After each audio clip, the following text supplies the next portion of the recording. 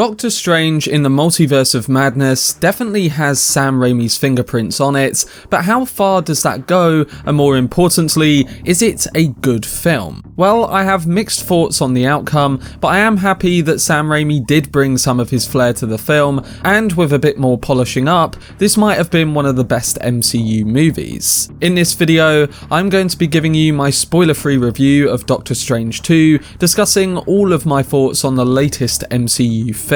But if you want to see more videos on Doctor Strange in the Multiverse of Madness, then don't forget to support this upload by giving it a like rating, subscribing to the channel, and turning on your notifications. Also, feel free to check me out on Twitter, Facebook, Reddit, and Instagram at Cortex Videos, which is all linked in the description below. But without further ado, let's dive into my spoiler-free review for Sam Raimi's Doctor Strange 2. So Doctor Strange in the Multiverse of Madness has finally released here in the UK, and it's clear that the multiverse has opened up and reached a tense point following previous entries. After Loki and Spider-Man No Way Home, we get quite a different viewpoint into this clashing multiverse, and while Doctor Strange doesn't have the crowd-pleasing scenarios of the latest Spider-Man film, for instance, I was hoping that this would bring a unique flair to the formula of a Marvel movie, especially when Sam Raimi's attached and you advertise it with him at the very centre. It definitely includes the entertainment and CGI action that a traditional Marvel movie would include, but coupling that with Raimi's style of pans, zooms, and his horror characteristics makes this quite a mixed bag. A lot of people are saying that it's the MCU's first horror movie, and while I agree that there are the characteristics present of that, the Marvel formula and editing of this film doesn't make the horror stand out in a way that it could have. Maybe that's just me having been subject to more psychological horror films,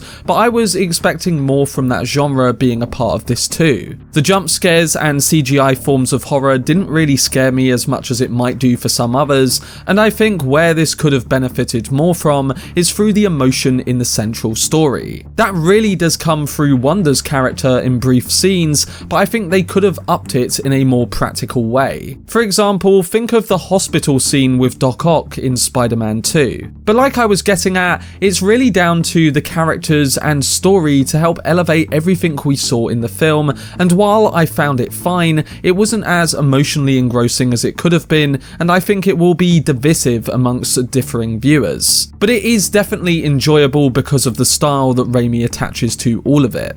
Coming to the plot of Doctor Strange 2, Sam Raimi definitely throws you right into the madness, with quite the few opening chases and battles that a multiversal plot would require. We meet America Chavez, who's being chased by a creature with a Doctor Strange from another universe, and R. Strange wakes up and thinks it was all a dream. This is until Christine Palmer's wedding day becomes quite the eventful one, with a creature called Gargantos arriving, and Strange meets America Chavez on the run. He soon finds out that there's a connection to his dreams, and with the help of Wanda, he goes off into the multiverse to confront a mysterious villain. That is revealed quite quickly, and from here, there's plenty of twists and turns. But because this is a spoiler-free review, I'm saving my extended discussion of the plot events for my breakdown video, due out in a few days' time. But what did I think of what Raimi did with this plot, and the final piece he has put to screen?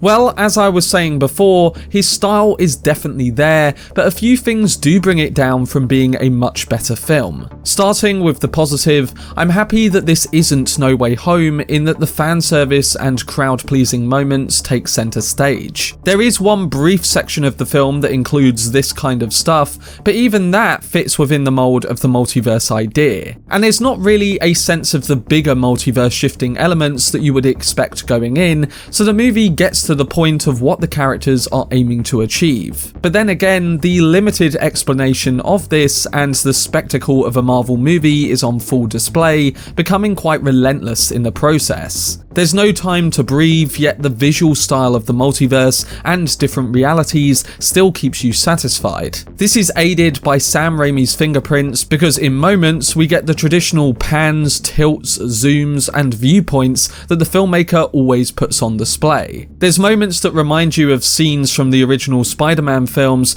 and the film even has a warmer filmic filter over the footage, making it feel less studio managed at times. Don't get me wrong, all of the overly CGI frames and corny dialogue is still present to make you feel the greater studio presence too, but with the infuse of trippier sequences and the way they are handled, it does help to elevate the multiverse through the lens of Sam Raimi. This does guide to separate it from the formula that most MCU movies do. This I really liked, and especially in that of Danny Elfman's score, which builds a greater sense of grander presentation that previous movies they worked on would contain. Whether it's piano notes or strings on a guitar, it helps to guide what's on screen, and it's definitely one of the better Marvel scores of the last few years.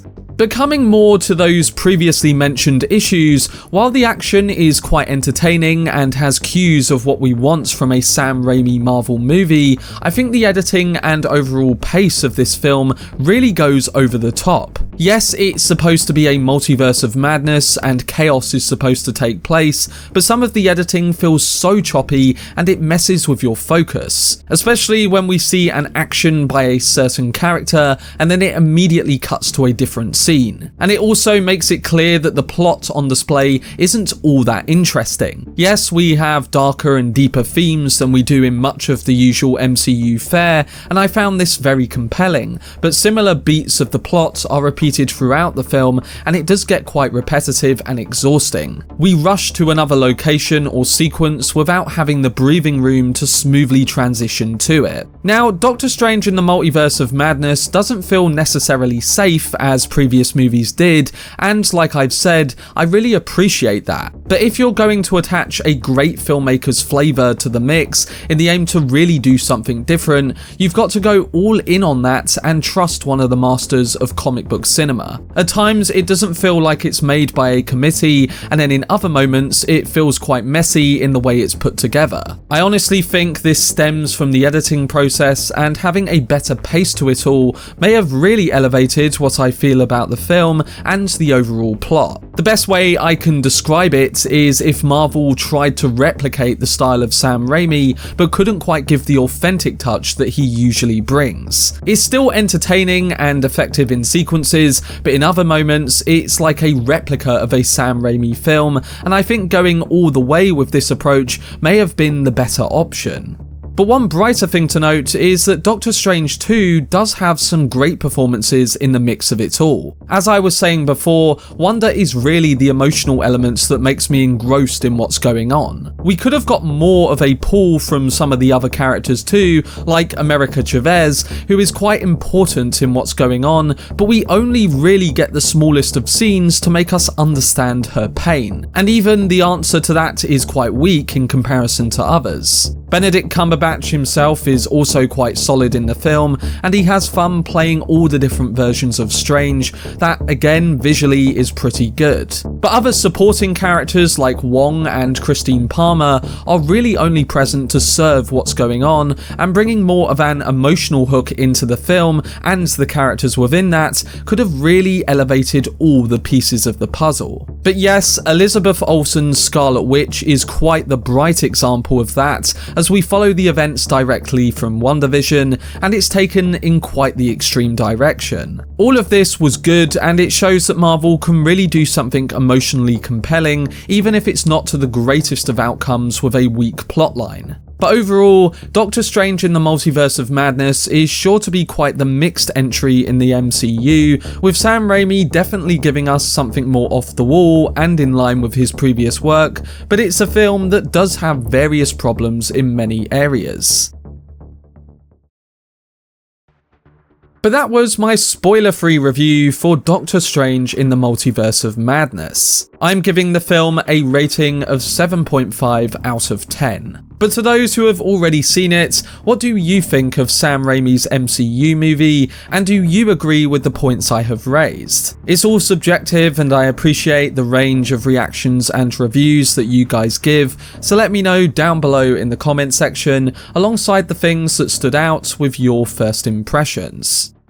For more videos surrounding Doctor Strange in the Multiverse of Madness, including my breakdown of the film in the next few days, then subscribe to the channel and turn on your notifications. Also, if you enjoyed this video, remember to leave a like rating and follow me on social media via the links in the description. But anyway, I hope you guys enjoyed it. I've been Cortex, and as always, make some noise.